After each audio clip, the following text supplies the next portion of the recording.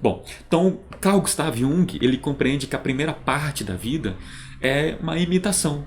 Nós vivemos imitando a partir do referencial que temos. Uma criança ela não fala do nada.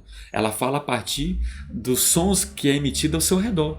Ela vai falar inglês porque as pessoas que estão ao seu redor comunicam nessa língua. Uma criança vai falar francês ou uma língua, seja o bororo, o chavante, tucano, línguas indígenas aqui do território nacional do Brasil, ou vai falar o português, mas o português na sonoridade seja do Nordeste, de uma região da Bahia, ou seja de um som com fonema de um sotaque mineiro, e assim por diante, porque ela está circunscrito nessa territorialidade, nesse território de pessoas que falam desse modo.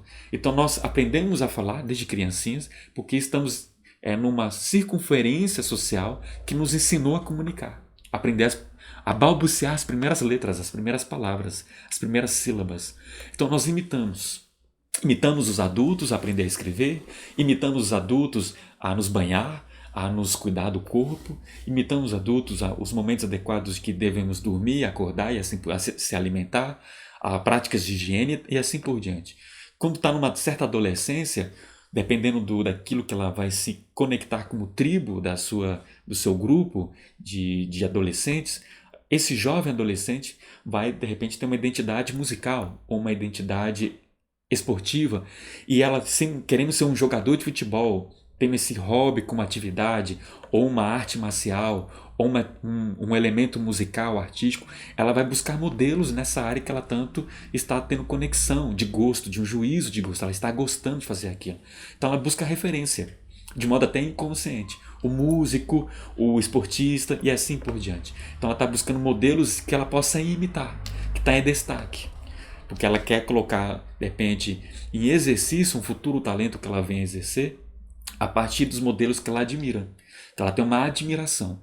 Poxa, eu quero se tornar um jogador de futebol. Quantos nós não tivemos como modelos as pessoas dentro daquele momento de infância que nos encontrávamos?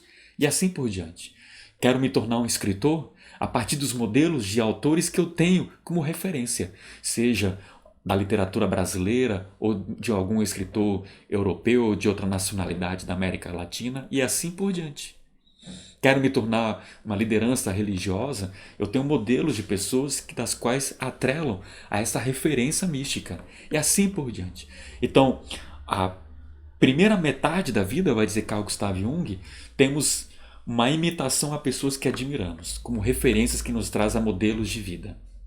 Só que a segunda metade da vida, em diante, vai ocasionar em nós várias circunstâncias de angústia. Circunstâncias essas que vai nos tocar, digamos, no aspecto de tomar consciência de quem somos nós.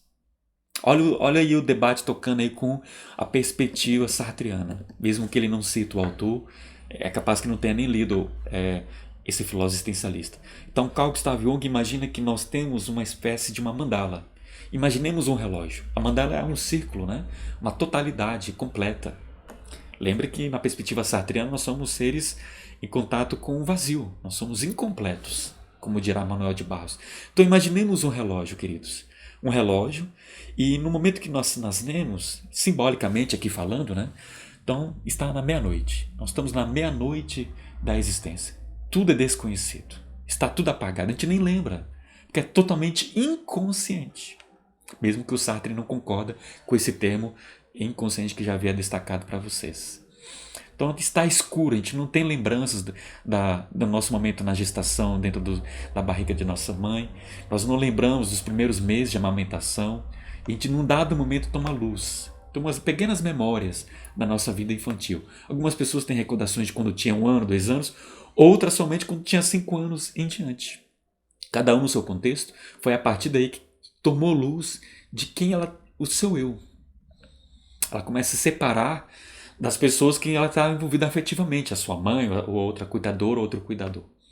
Então é importante salientar, a gente nasce, digamos, na meia-noite. Quando começa a amanhecer, a criança então está começando a despertar a conscientização do seu eu. Mas é um eu ainda imaturo. Está amanhecendo, ela está acordando para a vida. Tem um dado momento que é a adolescência, a juventude, a vida madura, o adulto, que é quando está adulto mesmo, já é o meio-dia. O sol está brilhando, está forte, a pessoa está totalmente vital no seu apetite sexual, profissional, nos seus objetivos, sonhos. Enfim, ela está ali no, digamos, pelo menos na sua energia psíquica, vai chamar Freud de libido, mas vamos trazer aqui como energia psíquica, ou conatos, na perspectiva de Spinoza, está em uma dimensão solar, no meio-dia, que é a vida adulta. Óbvio que não vou trazer numericamente de uma forma rígida. Pode ser 30 anos, 35, 40, quando terminou a faculdade. Ou quando a gente começou a imergir no campo profissional. Pode ser que alguém nem chegou a fazer faculdade. Mas quando ela começou a tomar, digamos, o próprio encaminhamento para a vida material, de adquirir bens, de poder trabalhar, adquirir, ou seja, conquistas, uma conquista de família, de constituir a sua, digamos, uma autonomia enquanto persona. Esse eu social, ok? Esse é o primeiro elemento. É uma autonomia, mas ainda uma autonomia específica da sua dimensão de uma demanda daquilo que é exigido na sociedade. Então, esse momento solar. E vai havendo um declínio desse sol. Vai tendo o pôr do sol. Vai escurecer. Nesse momento do pôr do sol ao escurecimento, vai chamar o Carl Gustav Jung que é a metade da vida. É a metade da vida. Que pode ser em torno dos 35, 36 anos, 38, 40, porque a expectativa de vida está aumentando, consequentemente, está também prorrogando o momento dessa metade, dessa segunda metade da vida. Então, não é necessário caracterizar de uma forma rígida cronologicamente. Isso vai depender de caso a caso, contexto a contexto.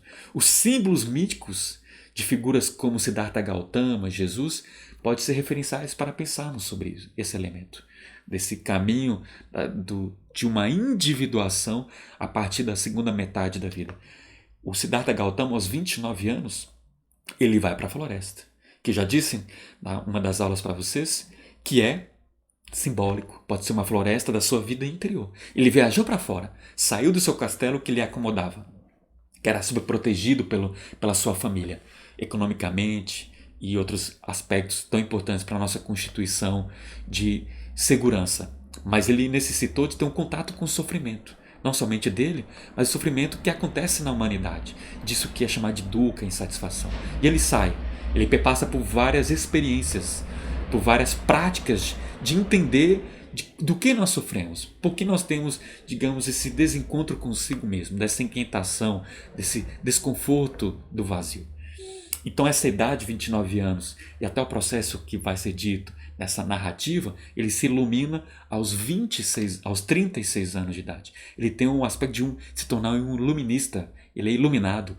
Buda significa aquele que despertou a mente. Então ele se torna único, singular. É esse o ponto. Jesus, olha que interessante, a partir dos 30 anos de idade, ele se torna uma pessoa pública, ele começa a fazer pregações. Aos 33, ele é ressuscitado, ele tem uma transformação, ele está numa outra esfera do seu ser. Não é mais a persona daquele que é profeta, é já uma persona daquele que é totalmente divino. Ele ressuscita, ele atravessa a morte. Ou seja, ele atravessa aquilo que é mais obscuro de dentro de nós, a finitude. Então, entendendo essas narrativas como símbolos do nosso processo de individuação, é esse o convite que o Jung faz para refletirmos. Existe uma parte da existência que estamos meramente copiando os outros, que faz parte da nossa educação. Vamos para a escola, estudamos várias referências que perpassou na humanidade e outras que não devemos imitar, obviamente. Por isso que é importante entender quem foi os tiranos, ditadores, os grandes, digamos, má exemplos para todos nós, para a gente poder evitar cometer os mesmos erros destes e ao mesmo tempo ter a conscientização de que aquele que é tão exemplar, a gente não vai ser como ele. É esse o ponto de grande entendimento que o Carl Gustav Jung nos coloca. Quando acontece na segunda metade da vida, nessa transição, que ele vai chamar de metanoia, é exatamente esse ponto que vai colocar o pêndulo numa circunstância de estar ali à beira do abismo. A gente se olha para o abismo, para o nosso vazio e se confunde com ele. O Nietzsche vai colocar.